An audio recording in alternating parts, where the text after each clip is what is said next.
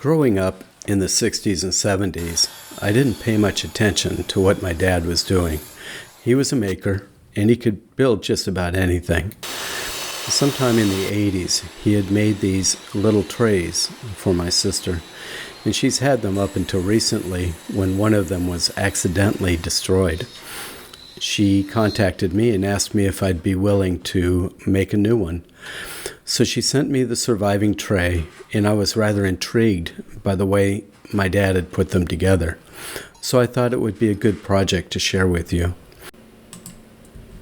A detailed project plan with measured drawings is available at our website, www.earlyriserworkshop.com. And there you'll find details on how to build these little trays. I began by dimensioning the lumber and then cutting a rabbet along the long edge. Then I cross-cut the short sides and long sides, labeling each of the pieces so I know how long they are and the order with which they were cut. I then mark and come back and cut rabbets along the two side edges of only the two long pieces. I do this with 2 passes at the table saw using a stacked dado cutter.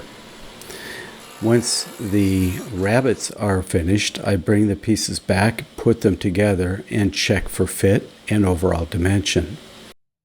I move my attention and build a pivot block which will be used at the bandsaw for cutting the arches.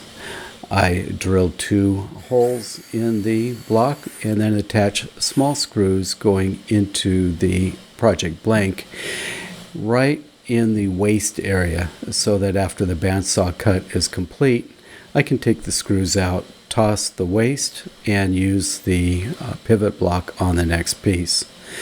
I'll be making 4 of these, 1 for each of the sides, making sure that the alignment is based on the center line of each of the pieces. I then cut 2 tray bottoms out of 1/4-inch Baltic birch plywood. These are 5.5 inches square. I could have bought some 1/4 by 3/4 window stop material at the big box store, but I decided to make my own by putting an round over on one long edge and then splitting the lumber into 2 sticks that I can then run through the surface planer. And to do this safely, I used double-sided tape and I stuck it to an old shelf, ran it through the planer until I got 1/4 of an inch. Well, now it's time to do some assembly, and I spread some glue along the rabbets, and I set the pieces up against 2 boards that I had clamped to my workbench as a clamping square, and align the joints, attach the first clamps that will bring the project to the clamping square, and then use lots and lots of clamps to tie it all together. Once the pressure is even, I come back with a damp rag and I wipe up any of the glue squeeze out. Now I can cut the stop material with a 45-degree miter, and each one should be 5.5 inches long, but I trim them if necessary until they fit perfectly. Once that's done, I spread some glue, I drop the bottoms into the rabbet, and then I place each of the mitered stops around the perimeter, and putting a little spring clamp. It's just enough pressure to hold until the glue dries.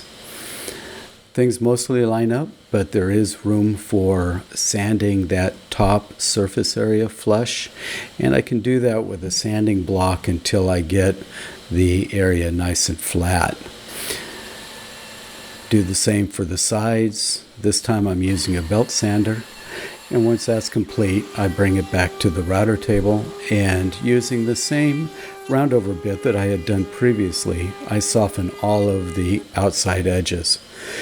Once the machining work is all done, the project is built and it's ready for some hand sanding. I mean, a lot of hand sanding. Even with sharp tools, a woodworker is going to be faced with a lot of hand sanding. but it is methodical and I do enjoy it. Once that's done, I bring it back inside because it was winter and it was cold, and I put 2 coats of gloss polyurethane on the project, and our work here is done. If you've enjoyed this video, please consider subscribing and hitting that like button, and also visit our website for the project plans of this and other projects. And until next time, be an early riser. Get up, get going, have fun, and stay safe.